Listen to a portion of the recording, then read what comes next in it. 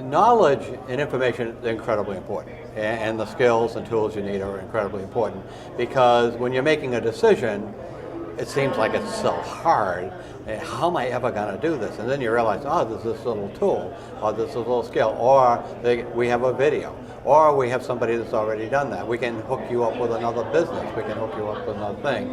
I think the whole concept is really not to think of this as a business thing. But when you do it at work, are you really doing it at home? When you're doing something at home, are you doing it at work? Do you bring it to a house of worship? Do you bring it to the supermarket and ask them to do something? And I think they do that too.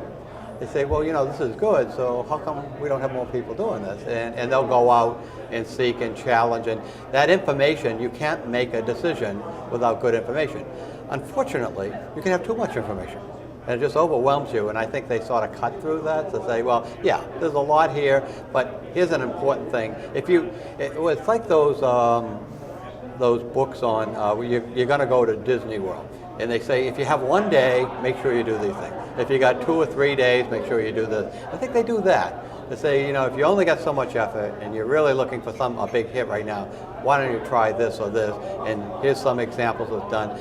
Now, if you got the boss sort of likes it now, here's 2 or 3 other things you can do. You can do them one at a time. These things are sort of related. We can have you talk to somebody else that does it.